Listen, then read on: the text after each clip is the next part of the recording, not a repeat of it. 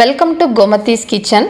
நம்ம இன்றைக்கி பார்க்க போகிறது நல்ல ஒரு இட்லி தோசையோடு வச்சு சாப்பிட்ற மாதிரியான சின்ன வெங்காய சட்னி எப்படி செய்யலாம் அப்படிங்கிறத தான் பார்க்க போகிறோம். இதை நீங்கள் 5 நாள் ஆனாலும் இந்த சட்னி வீணாகாது, அந்த அளவுக்கு டேஸ்ட்டாக இருக்கும். இப்போ இந்த மாதிரியான சாஃப்டான இட்லி செய்கிற வீடியோவோட லிங்க்கு நான் டிஸ்கிரிப்ஷன் பாக்ஸில் கொடுத்துருக்குறேன். ஆல்ரெடி நம்ம சேனலில் நிறைய வகையான சட்னி வெரைட்டிஸ், மதியம் லஞ்சுக்கு சாம்பார் வெரைட்டிஸ், குழம்பு வெரைட்டிஸ்லாம் போஸ்ட் பண்ணியிருக்கேன். அதையும் செக் பண்ணிக்கோங்க. இப்போ சட்னி எப்படி செய்யலான்னு பார்க்கலாம். கோமதிஸ் கிச்சனை சப்ஸ்கிரைப் பண்ணாதவங்க சப்ஸ்கிரைப் பட்டனை ப்ரெஸ் பண்ணுங்கள். உடனுக்குடனே அப்டேட் வேணும்னா பக்கத்தில் இருக்க பெல் பட்டனை மறக்காமல் ப்ரெஸ் பண்ணிக்கோங்க. சட்னி செய்கிறதுக்கு முதல்ல வெங்காயத்தை வதக்கிக்கணும். அதுக்கு ஒரு பேனில் இல்லை இருப்பு சட்டியில் 1.5 டேபிள் ஸ்பூன் அளவுக்கு நல்லெண்ணெய் சேர்த்துருக்கிறேன். எண்ணெய் சூடானதுக்கப்புறமா 1/4 கிலோ அளவுக்கு சின்ன வெங்காயத்தை வாங்கி இதை நல்லா இந்த மாதிரி க்ளீன் பண்ணிவிட்டு இதில் சேர்த்துக்கோங்க.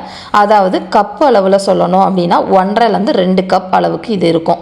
இப்போ இது எல்லாத்தையுமே நம்ம மீடியம் தீயிலே வச்சு வெங்காயம் உள் பக்கம் அளவுக்கு நல்லா வதங்கி நமக்கு ஓரளவு கோல்டன் கலர் கோட்டிங் வர அளவுக்கு வதக்கிக்க போகிறோம். நீங்கள் கட் பண்ணிங்க அப்படின்னா கூடிய சீக்கிரம் வதங்கிக்கும். நான் முழுசாகவே போட்டிருக்கிறேன். ஒரு பெரிய நெல்லிக்காய் அளவுக்கு புளியும் சேர்த்து இதிலேயே வதக்கிக்கிறப்ப அதோட ஃப்ளேவரும் நல்லாயிருக்கும், டேஸ்ட்டும் சூப்பராக இருக்கும்.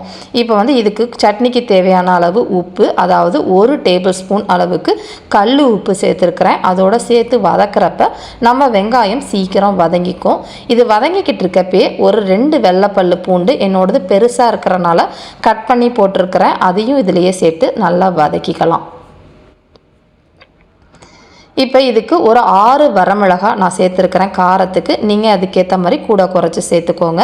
இது எல்லாமே இன்னும் நல்லா வதங்கி இப்போ நீங்கள் இந்த வெங்காயத்தில் பார்த்தீங்க அப்படின்னா ஒரு மாதிரி கோல்டன் கோட்டிங் மேலே வரும், அந்த அளவுக்கு வதக்கணும். இப்போ பார்த்தீங்கன்னா நல்ல கோல்டன் கோட்டிங் வந்துருச்சு. இப்போ இதை அடுப்பை ஆஃப் பண்ணிவிட்டு ஒரு தட்டுக்கு மாற்றி எடுத்து வச்சுக்கலாம்.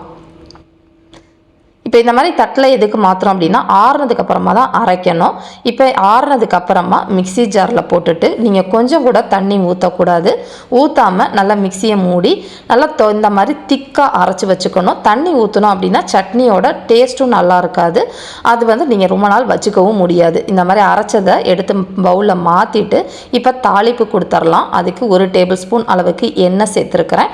1/4 டீஸ்பூன் அளவுக்கு கடுகும் சேர்த்துருக்கிறேன். கொஞ்சமாக நீங்கள் உளுத்தம் பருப்பு சேர்த்து பொரிஞ்சு செவந்தா டேஸ்ட் ரொம்ப நல்லாயிருக்கும். இது ரெண்டும் நல்லா பொரிஞ்சு செவந்துக்கிட்டு இருக்கப்பயே கொஞ்சமாக, அதாவது 2 சிட்டிகை அளவுக்கு நீங்கள் பெருங்காயத்தூள் சேர்த்துக்கோங்க. ஒரு கருவேப்பிலை கொத்தையும் போட்டு நல்லா தாளிப்பை பொரிய விட்டு ஆஃப் பண்ணிடலாம். இப்போ இதை நம்ம சட்னி மேலே ஊற்றி சர்வ் பண்ணிட வேண்டியதான். நம்மளோட ரொம்ப டேஸ்டியான சின்ன வெங்காய சட்னி ரெடி ஆகிடுச்சு. இதே மாதிரி அளவுகளோட நீங்களும் செஞ்சு பார்த்துட்டு எப்படி இருக்குங்கிறத கமெண்ட் பண்ணுங்கள்.